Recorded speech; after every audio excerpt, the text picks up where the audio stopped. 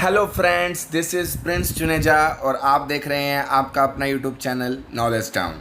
तो दोस्तों, आप सब पटवारी के पहले वीडियो में देख चुके हैं कि किस तरह से हम लोगों को पटवारी की तैयारी करनी है कि हम लोग पटवारी में ईजिली 70% मार्क्स सिक्योर कर सकें और पटवारी के एग्ज़ाम को क्लियर करके पटवारी बन सकें।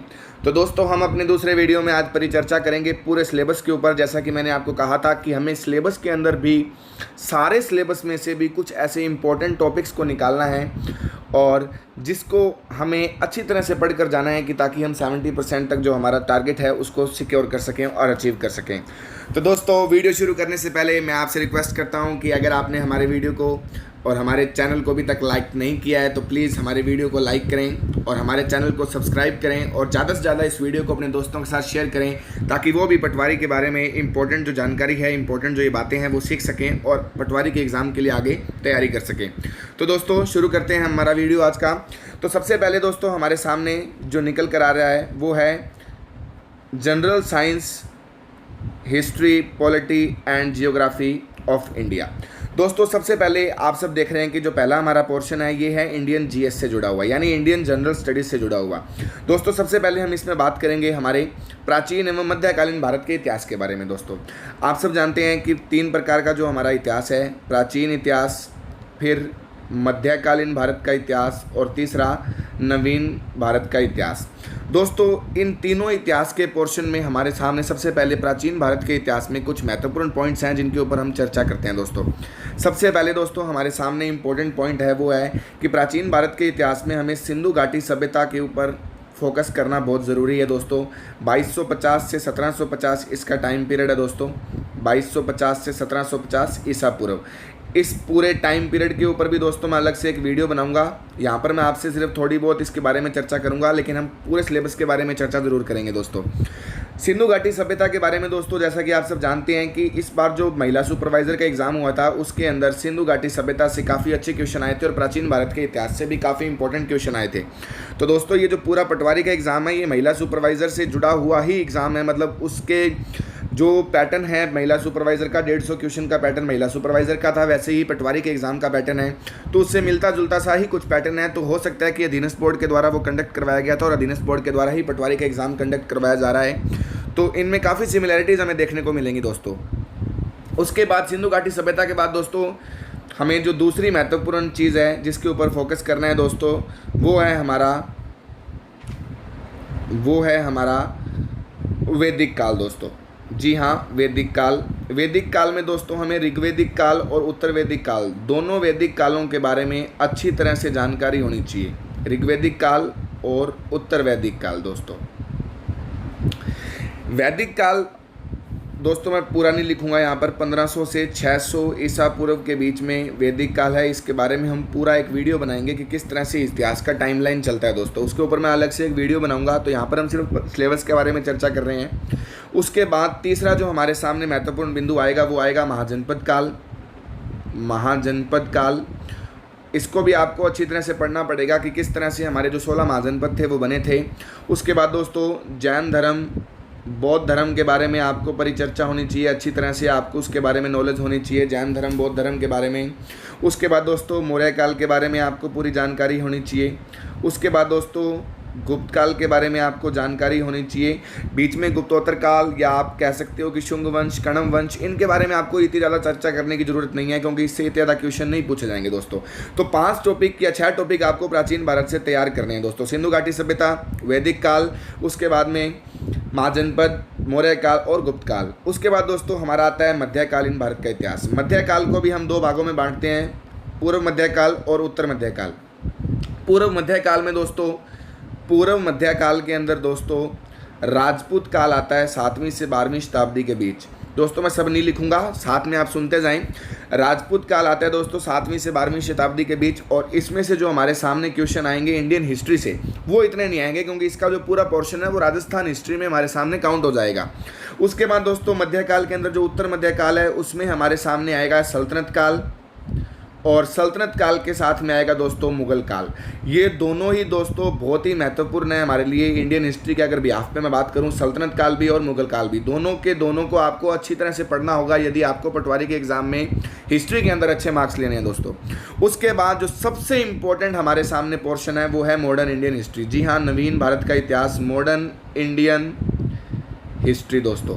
जी हाँ, मॉडर्न इंडियन हिस्ट्री दोस्तों। मॉडर्न इंडियन हिस्ट्री के अंदर दोस्तों काफ़ी सारे क्वेश्चंस होंगे आपके सामने और इन क्वेश्चंस को आपको ईजिली सॉल्व करना है, क्योंकि पूरा का पूरा जो भारतीय राष्ट्रीय आंदोलन है जो तकरीबन 18वीं शताब्दी के मध्य से लेकर जब हमारे पुनर्जागरण का काल शुरू होता है भारत के अंदर राजा राम मोहन रॉय टाइम से, 18वीं शताब्दी से लेकर 1947 तक का जो आपका पूरा इतिहास है भारतीय राष्ट्रीय आंदोलन जुड़ा हुआ है, उस पूरे भारतीय राष्ट्रीय आंदोलन को आपको क्या करना है, पढ़ना है, जिससे कि आप इसके एग्ज़ाम्स को ईजिली सॉल्व कर सकें। दूसरा दोस्तों हमारे सामने जो महत्वपूर्ण बिंदु आ रहा है वो आ रहा है भारतीय संविधान दोस्तों। भारतीय संविधान में दोस्तों 22 भाग हैं टोटल। मैं सभी की परिचर्चा नहीं करूंगा यहाँ पे, उसके लिए मैं अलग से एक वीडियो बनाऊंगा कि भारतीय संविधान में कौन कौन से भाग हैं। वो हम पटवारी की पूरी सीरीज़ लेकर आ रहे हैं कि पटवारी के एग्ज़ाम की तैयारी आपको कैसे करनी है। तो दोस्तों इसमें जो सबसे पहले हमारे को भाग तीसरा जो हमारे सामने है वो पढ़ना बहुत ही इंपॉर्टेंट है, जो हमारा मौलिक अधिकारों से जुड़ा हुआ है, अनुच्छेद 12 से 35 तक दोस्तों। उसके बाद भाग 4 को भी आपको पढ़ना ज़रूरी है दोस्तों, नीति निर्देशक तत्व जुड़े हुए हैं 36 से 51 तक। उसके बाद दोस्तों हमारा भाग 5 है जिसे हम संघ से जुड़े हुए जितने भी टॉपिक हैं, चाहे वो संघ की कार्यपालिका है, चाहे संघ की व्यवस्थापिका है, चाहे संघ की न्यायपालिका है, अनुच्छेद 52 से 151 तक। उसके बाद दोस्तों राज्य भाग 6 आपको अच्छी तरह से पढ़ना है, राज्य अनुच्छेद 152 से 237 तक दोस्तों। उसके बाद दोस्तों 2-3 भाग ऐसे हैं जिनके बारे में हमें यदि ज़्यादा चर्चा नहीं करेंगे तो भी कोई प्रॉब्लम वाली बात नहीं है, आप लोग इजीली वहाँ सॉल्व कर सकते हैं। उसके बाद भाग 9 जो हमारा पंचायती राज और नगर निकायों से जुड़ा हुआ है दोस्तों, अनुच्छेद 239 के अंदर काफ़ी सारे अनुच्छेद हैं। उसके बाद दोस्तों हमारे लिए इम्पोर्टेंट भाग आ जाता है भाग 13 से लेकर भाग 18 के बीच में काफ़ी सारे इंपॉर्टेंट हमारे सामने भाग आएंगे। इसके बारे में आगे परिचर्चा करूंगा मैं दोस्तों एक एक भाग के बारे में। उसके बाद दोस्तों भाग है 20 और उसके बाद दोस्तों भाग है 22।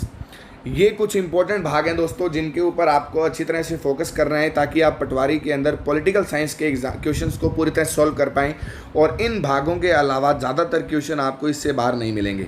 और इस पूरे भागों के ऊपर मैं अलग से एक वीडियो बनाऊंगा कि किस भाग में क्या कुछ है, वो हम पूरी पटवारी की एक सीरीज़ लेकर आएंगे कि हिस्ट्री के ऊपर भी और पॉलिटिकल के ऊपर भी। उसके बाद दोस्तों आपके सामने है इंडियन जियोग्राफी। जियोग्राफी में दोस्तों आपको ज़्यादा डीप में नहीं जाना है, क्योंकि इंडियन जियोग्राफी के अंदर आप सबको नॉर्मल टॉपिक्स के ऊपर फोकस करना है, जैसे भारत के जो भी भौगोलिक प्रदेश हैं, भारत के जो भी भौगोलिक स्थान हैं, भारत के जो भी भौगोलिक स्थिति है उसके ऊपर ही ज़्यादातर आपसे क्वेश्चन पूछे जाएंगे। इसके साथ साथ दोस्तों भारत की जो पर्यावरणीय और पारिस्थितिकीय परिवर्तन हो रहा है उसके ऊपर क्वेश्चन पूछे जाएंगे।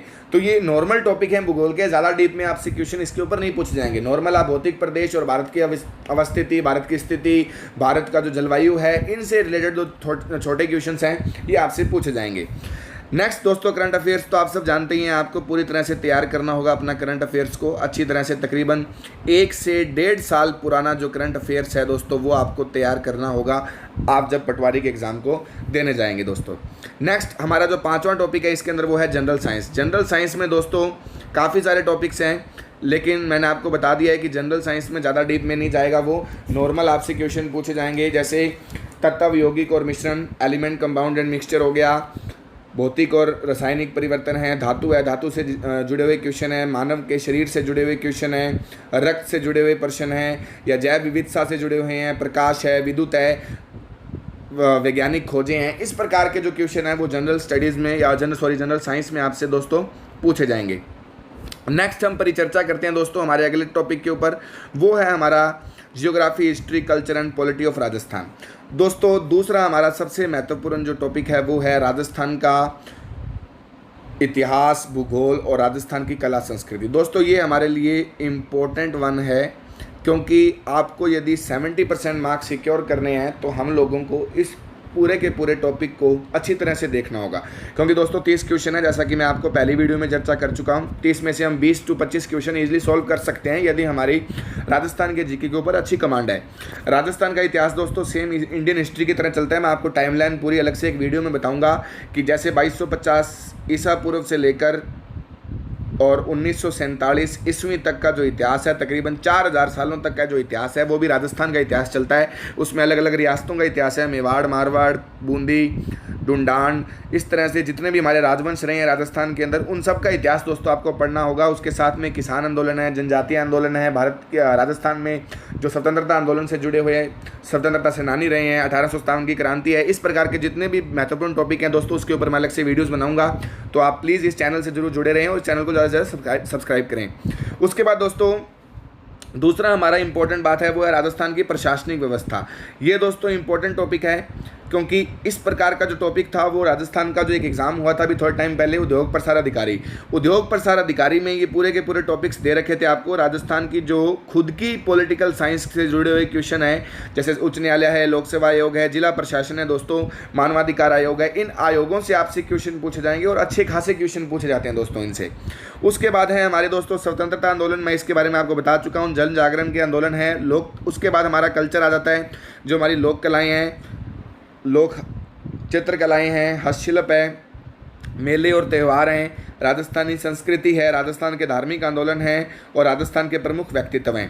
तकरीबन दोस्तों ये 12 टॉपिक हैं टोटल, जो आपको अच्छी तरह से तैयार करने होंगे राजस्थान की कला और संस्कृति से। इससे बाहर दोस्तों आपका पेपर नहीं जाने वाला है ज़्यादा। उसके बाद दोस्तों हम आगे चलते हैं general Hindi and general English. जैसा कि दोस्तों मैंने आपको फर्स्ट वीडियो में बताया था कि ये इंपॉर्टेंट हमारे सामने पोर्शन है general Hindi and general English का। दोस्तों आप लोगों को एक बात ध्यान रखनी है कि अब जो अधीनस्थ बोर्ड एग्जाम्स ले रहा है, जैसे महिला सुपरवाइजर का एग्जाम था, तो उसके अंदर सभी टॉपिक जो हैं उनसे एक एक क्वेश्चन हिंदी और इंग्लिश का जो पूछा गया था। जैसे संधि से क्वेश्चन आएगा तो आपसे संधि करवा सकता है या संधि विच्छेद करवा सकता है। उसी तरह से दोस्तों आपसे समास पूछ सकता है, समास विग्रह करवा सकता है, उपसर्ग प्रत्यय पूछ सकता है, शब्द युगम आ सकते हैं, पर्यायवाची आएंगे, शब्द शुद्धि आएगी और वाक्य शुद्धि आएगी। अब दोस्तों इनमें से भी आपको जिनके ऊपर ज़्यादा फोकस करना है वो कौन से टॉपिक हो सकते हैं? सबसे पहले दोस्तों आपको संधि के ऊपर फोकस करना है अच्छी तरह से, क्योंकि एक क्वेश्चन पक्का है। उसके बाद समास के ऊपर फोकस करना है दोस्तों आपको। उपसर्ग प्रत्ययों के ऊपर भी एक एक क्वेश्चन आपको पूछा जा सकता है। शब्द युगम, पर्यायवाची, इनसे एक एक क्वेश्चन आपसे हो सकता है वो पूछ ले। शब्द शुद्धि के ऊपर भी आपको फोकस करना है और वाक्य शुद्धि में भी एक आधा क्वेश्चन आ सकता है। तो दोस्तों ये 5 टॉपिक जो ग्रामेटिकल टॉपिक हैं, व्याकरण से जुड़े हुए टॉपिक हैं, इनके ऊपर आपका पूरा का पूरा फोकस होना चाहिए दोस्तों।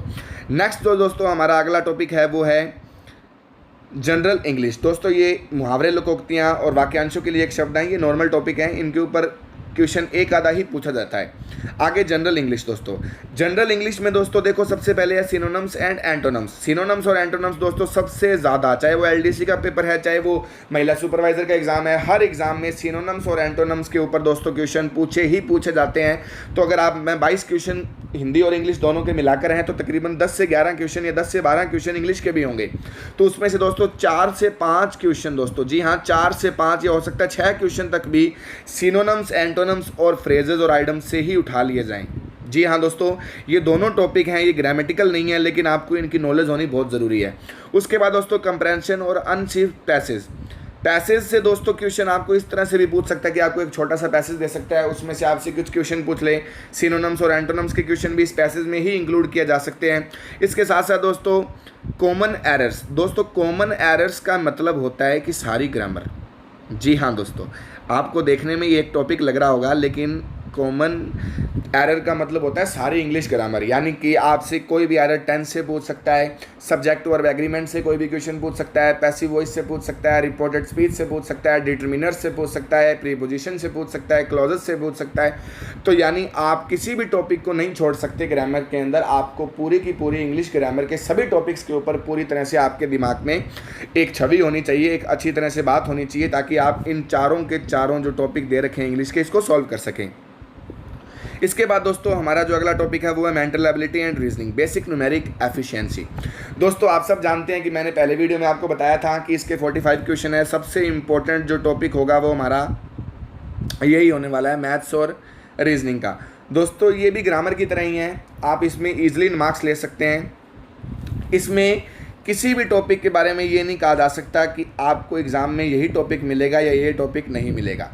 आपको दोस्तों सारी मेंटल एबिलिटी और सारी मैथमेटिक्स, लेकिन आपको एक फ़ायदा ज़रूर है कि इस बार की जो मैथमेटिक्स है वो सिर्फ अर्थमेटिक मैथ है दोस्तों। जी हाँ, अरिथमेटिक मैथ के ऊपर ज़्यादा क्वेश्चंस आ रहे हैं। पिछली बार की जो मैथमेटिक्स थी वो ज़रा डीप में थी और अलजेब्रा और बाकी जियोमेट्री के क्वेश्चन भी उसमें ज़्यादा थे, लेकिन इस बार जो ज़्यादा से ज़्यादा मैथमेटिक्स है और मेंटल एबिलिटी है वो सिर्फ अर्थमेटिक मैथमेटिक्स के ऊपर बेस्ड है दोस्तों।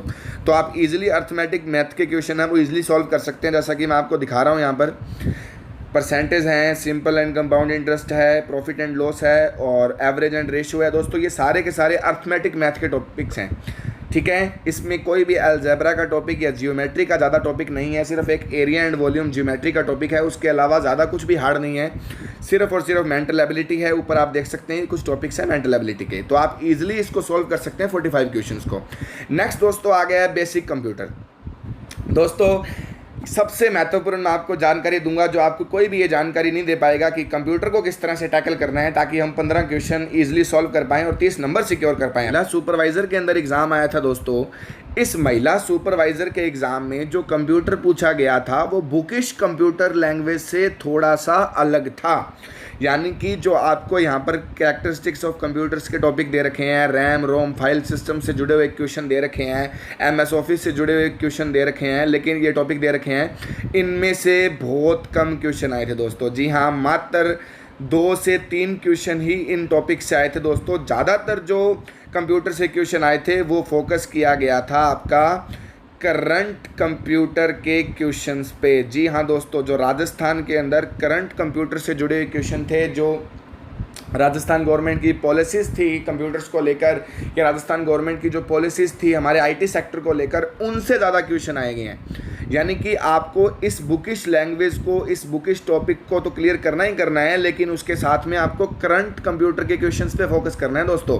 ये नॉलेज आपको और कोई नहीं देगा, आपको सिर्फ वही आदमी दे सकता है जो आपके साथ में जुड़ा हुआ है, आपको अच्छे से एक्सपीरियंस बेस पे बता सकता है कि कंप्यूटर के कौन कौन से क्वेश्चन आपको आ सकते हैं। तो दोस्तों ये हमारी पूरी की पूरी इन्फॉर्मेशन थी आपके लिए कि किस प्रकार से आपके सामने ये पूरे के पूरे टॉपिक आएंगे। एक लास्ट बात दोस्तों मैं आपको बताना चाहूँगा कि पिछली बार के सिलेबस में और इस बार के सिलेबस में सबसे बड़ा अंतर ये है कि पिछली बार का जो सिलेबस था वो दोस्तों जो सिलेबस था वो पूरा का पूरा डीप बेस क्वेश्चन थे। यानी कि उसमें सिर्फ टॉपिक 4 ही थे, हिंदी, GK, साइंस और कंप्यूटर। लेकिन इस बार टॉपिक ज़्यादा कर दिए हैं दोस्तों और जो उनके क्वेश्चंस का लेवल है वो इजी कर दिया है। यानी कि टॉपिक कम कर दिए हैं लेकिन सब्जेक्ट बढ़ा दिए हैं। अब सब्जेक्ट ज़्यादा हो गए हैं और उन सब्जेक्ट के टॉपिक कम हो गए हैं और उनका लेवल कम हो गया है। इतना सही फ़र्क है दोस्तों पिछली बार के एग्ज़ाम और इस बार के एग्ज़ाम के बारे में। तो दोस्तों प्लीज़ अगर आपको ये चैनल पे ये वीडियोस अच्छे लगे हों और आपको लगे कि इस चैनल पे आपको अच्छी सी जानकारी मिलती है तो आप प्लीज़ इस चैनल को सब्सक्राइब ज़रूर करें। जय हिंद दोस्तों।